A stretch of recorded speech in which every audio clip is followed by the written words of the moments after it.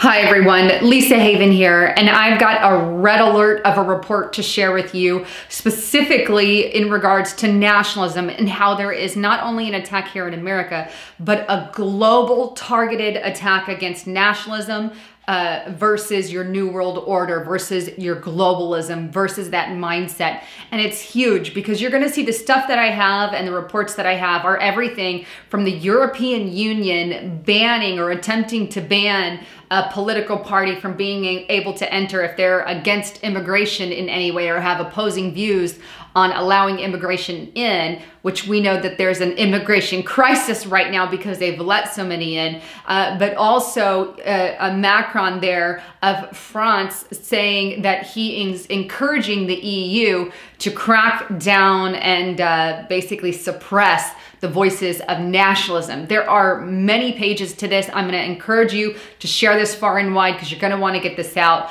But the first report I wanna show you comes from Your News, put out April 17th, and it's titled EU Parliament Member Calls for Banning Political Parties That Criticize Immigration. Now the report goes on to say that EU Parliament member Soraya Post has called for political parties that criticize mass immigration to be banned in Sweden. Post, who is a part of the Feminist Initiative Party in Sweden, big catch there, complains that the arrival of a very large number of migrants during the migrant crisis has led to an increase in racism and that not enough is being done to prevent racism and xenophobic attacks against Muslim and other minorities. Xenophobia being you just dislike a certain foreigners or a certain type of person from another country. That's kind of what that means. But it goes on. Sweden must ban organizations that spread hatred and advocate fascism, Nazism, and racism, she writes, before making it clear that she is referring to Sweden Democrats, which is the country's largest anti-mass immigration party and has a chance of winning the next election. Let's wait there. Maybe the reason, Mrs. Post, that people in Sweden are forming and saying, hey, we need to have more rules and regulations to allow immigration in because you're having a mass immigration crisis and it's making your country poor, it's making your country unsafe, and it's making your country have more no-go zones. No-go zones as in areas that the cops won't even go into because the crime is so bad. This is coming as a result of the mass amounts of immigration that have been allowed in, and the country is turning upside down. I'll show you a few reports. The first one here, Global Research. This one's from 2017, but it hits the point. Europe's refugee crisis is now destroying Sweden. In 2015, at the height of the refugee crisis, Sweden took in more migrants per capita than any other European country. Here's another from Armstrong Economics, and this one details that Sweden is on the brink of a legal crisis. It goes on to say that a Swedish report has been leaked. It's leaked that concluded the refugee crisis is destroying Europe.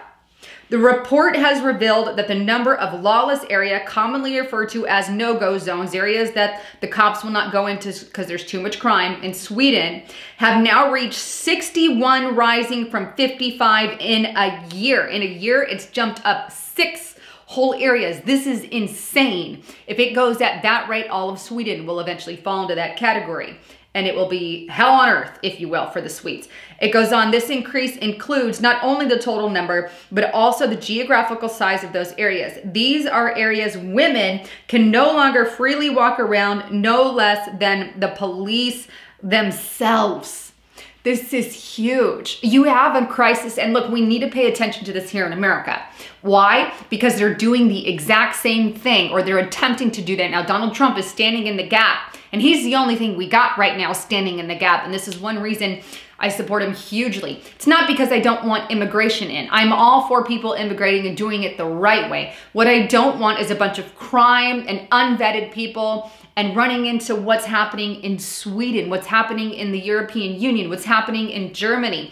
And all these leaders and dictators are over there parading it like it's a good thing and saying we need to now ban okay, political parties that are against immigration. What on earth? Why are they doing this? Well, they want to get rid of borders. That's the ultimate idea behind all of it. They want to erase borders completely. This is a global mindset. This is a new world order. If they have the borders erased, now you can have your 10-nation confederacy rise up, your antichrist rise up, and a global governance rule the world. And it has never, ever, ever, ever turned out good in history. Google it, look up a lot on world governments in the past, or ones that are similar to those styles of world government, and they never turn out the way that they claim. Now, that's not the only thing. Here's a specific attack on nationalism. Check out this report from BBC News titled, "France's Macron urges the EU to shun nationalism." So in addition to banning politics that are against immigration or criticize, not even against, criticize immigration, now they want those who are nationalists to be shunned. The report goes on to say that French President Emmanuel Macron has warned that there seems to be a European civil war between liberal democracy and rising authoritarianism. Look, there is no rising authoritarianism. They're attempting to say if you're a nationalist, again, nationalist just means you're a patriot, you love your country, you support your country. That's it. That's what nationalism is. Let's remember the definition for the alternate side that doesn't know, because they're attempting to turn a good term into a really bad term. You see, and they think of Hitler when they think of nationalism, when in reality, Hitler followed the ideas of eugenics, okay? That's why he was so corrupt, because he took eugenics and he said, I want a superior race. Where does that come from? Carl Darwin, evolution, right? Okay, that's where the ideas spawned, and that's why he wanted to kill all the Jews, if you will, or go a certain way. But that is eugenics, and that's what he followed. He believed in a superior race, okay? Nationalism, you're just a patriotic love for your country. Can people take it above and beyond? Absolutely, but that's not the kind that Macron, is talking about here. He's just talking about the love of your country versus globalism, and they're trying to erase the line and say, put us all in a bad category. Huge, huge problem, but that's not all. Check out this second report here. They're even warning of this happening in the US. Observer.com, as Paul Ryan hedges toward exit, white nationalism continues its ascent in the GOP. And the report goes on to say that they are the biggest names.